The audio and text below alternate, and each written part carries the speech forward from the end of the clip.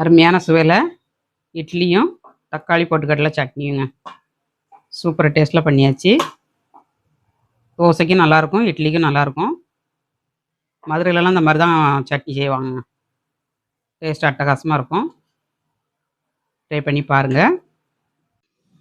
Hi friends, எல்லோரும் எப்படி இருக்கீங்க? நல்லா இருக்கீங்களா? இன்றைக்கி சூப்பராகிட்டு இட்லி தோசைக்கு பொருத்தமான தக்காளி சட்னி வைக்க போகிறாங்க. தக்காளி பொட்டுக்கடலை சட்னி செய்ய போகிறேன். எப்படி பண்ணுறதுன்னு பார்க்கலாம். வீடியோ முழுவதும் ஸ்கிப் பண்ணாமல் பாருங்கள். வீடியோ பிடிச்சிருந்தா லைக் பண்ணுங்கள், ஷேர் பண்ணுங்கள், கமெண்ட் பண்ணுங்கள். ரொம்ப டேஸ்ட்டாக இருக்கும் இட்லி தோசைக்கு. எப்போதும் ஒரே மாதிரி சட்னி செய்யாமல் டிஃப்ரெண்ட்டாக செஞ்சு பாருங்கள். அட்டகாசமாக இருக்கும் டேஸ்ட்டு. ரொம்ப ஈஸியும் கூட. 5 நிமிஷத்தில் நம்ம செஞ்சிடலாம். வீடியோ முழுதும் ஸ்கிப் பண்ணாமல் பாருங்கள். 10-15 நாளாக ஊருக்கு போயிருந்தனால வீடியோ கண்டினியூவாக போட முடியாமல் போயிடுச்சு.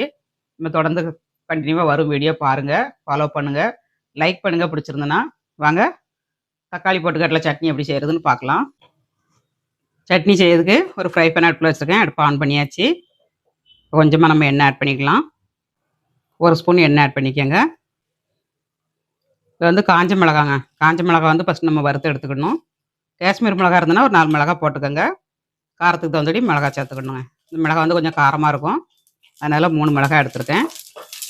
இப்போ காஷ்மீர் மிளகாய் காலி ஆயிடுச்சு. பவுடர் இருக்குது, கொஞ்சம் மட்டும் பவுட்ரு போட போகிறாங்க. இப்போ இதை வறுத்து எடுத்துக்கலாம்.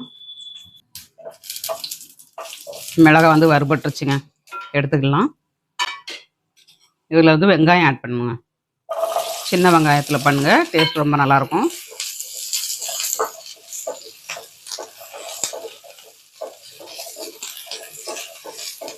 பெரிய வெங்காயம்னா 2 வெங்காயம் 3 வெங்காயம் போட்டுக்கோங்க. சட்னி இதை வந்துட்டு போட்டுக்கோங்க.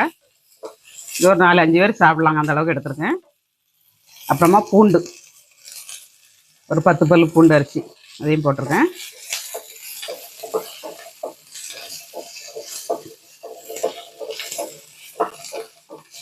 கொஞ்சம் நல்லா ஃப்ரை பண்ணிடலாம்.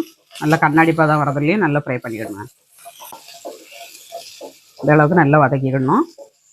வதங்கினதுக்கப்புறம் நம்ம தக்காளி ஆட் பண்ணணுங்க. இப்போ வெங்காயம் நல்லா வதங்கிருச்சு. தக்காளி ஆட் பண்ணிக்கலாம். 2 தக்காளி போட்டிருக்காங்க.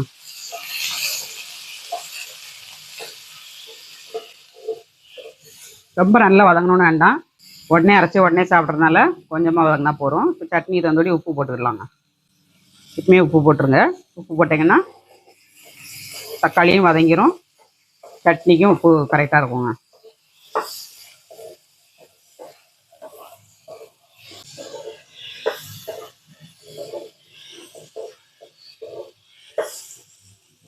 இதில் வந்து கொஞ்சம் மட்டும் நம்ம கருவேப்பிலை போட்டுக்கலாம் அரைக்கிறதுக்கு.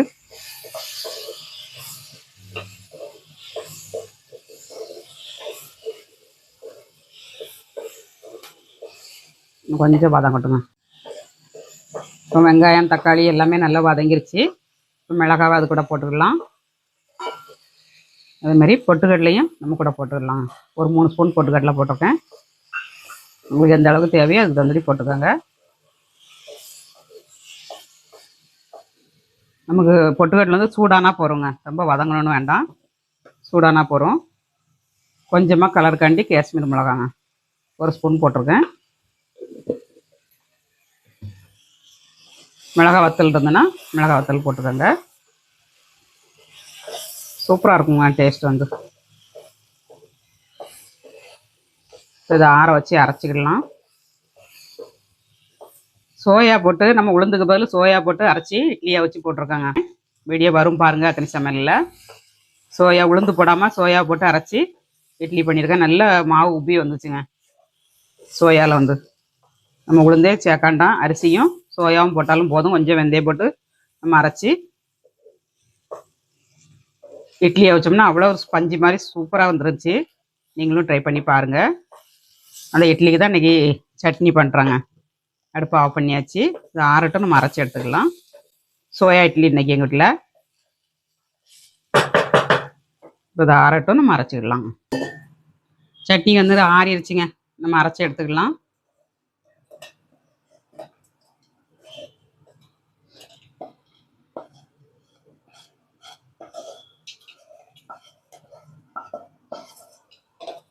இந்த மாதிரி ஒரு மிக்ஸி ஜாரில் ஆட் பண்ணிவிட்டு நம்ம கொஞ்சம் தண்ணி விட்டு அரைச்சிடணும்.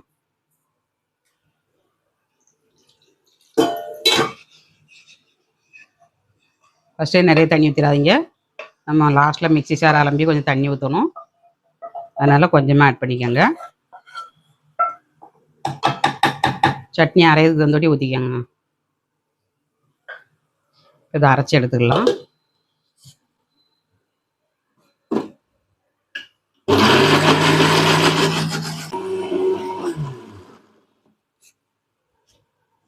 சட்னி அரைச்சி எடுத்தாச்சுங்க. சூப்பராகிட்டு கொஞ்சம் குறப்பாக இருக்கணும். ரொம்ப மையாக இருக்கக்கூடாது, ரொம்ப திட்டாகவும் இருக்கக்கூடாது. கொஞ்சம் குறப்பாக அரைச்சிக்கோங்க. தாளிசம் பண்ணிக்கலாம். ஒரு பவுலில் ஊற்றிட்டு சட்னி வந்து ஒரு மிக்ஸி பவுலில் ஊற்றிக்கலாம்.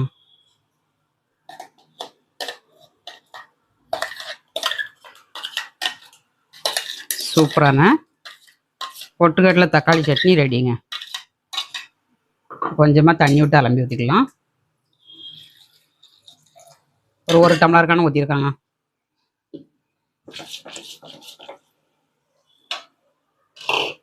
தண்ணியை ஊற்றி நம்ம மிக்ஸ் பண்ணிடணும். ரொம்ப தண்ணியாகவும் இருக்கக்கூடாது, ரொம்ப கட்டியாகவும் இருக்கக்கூடாது. தோசைக்கு நம்ம சாப்பிட்ற மாதிரி, இட்லிக்கு சாப்பிட்ற மாதிரி இருக்கணுங்க.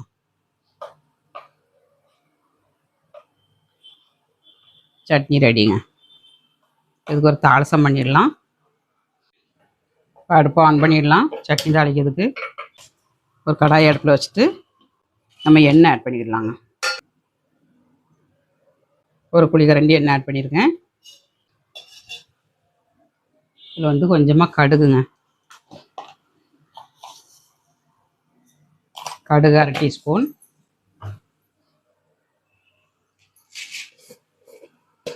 உளுந்து ஒரு 1/2 டீஸ்பூனுங்க. உளுந்து போட்டு தாளிங்க. நல்லா மணமாகவும் இருக்கும், டேஸ்ட்டாகவும் இருக்கும். ரெண்டும் நல்லா பொரியட்டும். 2 காஞ்ச மிளகாங்க.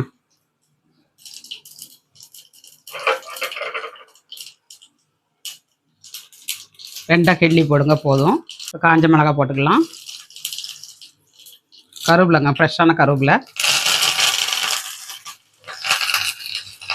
ரெடி ஆகிடுச்சுங்க. அடுப்பு ஆஃப் பண்ணிடலாம். அப்படியே சட்னியில் ஆட் பண்ணிடலாங்க. எம்மி எம்மி சட்னி ரெடி.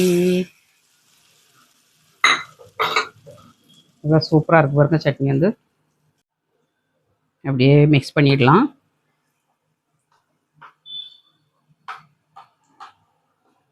இந்த சட்னி மாதிரி எந்த சட்னியும் டேஸ்ட்டாக இருக்காதுங்க. அந்தளவுக்கு டேஸ்டியாக இருக்கும். மிளகா நம்ம கிள்ளி போட்டுக்கனால காரம் இருக்கும்னு நினைக்காதீங்க. காரம் இருக்காது. மணத்துக்காண்டி தான் நம்ம போட்டிருக்கோம். இப்போ இட்லியோட சேவ் பண்ணி சாப்பிட்டு பார்க்கலாம். அருமையான சுவையில் இட்லியும் தக்காளி பொட்டுக்கடலை சட்னியுங்க.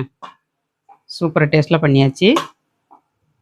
தோசைக்கும் நல்லாயிருக்கும், இட்லிக்கும் நல்லாயிருக்கும். மதுரையிலலாம் இந்த மாதிரி தான் சட்னி செய்வாங்க. டேஸ்ட் அட்டகாசமாக இருக்கும். ட்ரை பண்ணி பாருங்கள்.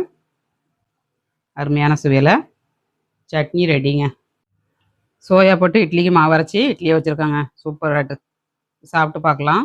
நல்ல பஞ்சு மாதிரி கிடச்சிருக்கு இட்லி வந்து. சோயா இட்லினே யாரும் சொல்ல முடியாதுங்க. அந்தளவுக்கு சாப்பிட்டாட்டு நல்லா கிடச்சிருக்கு.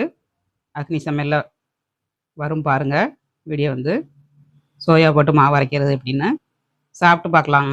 இப்போ இட்லியும் பொட்டுக்கடலை தக்காளி சட்னியும் எப்படி இருக்குன்னு பார்க்கலாங்க.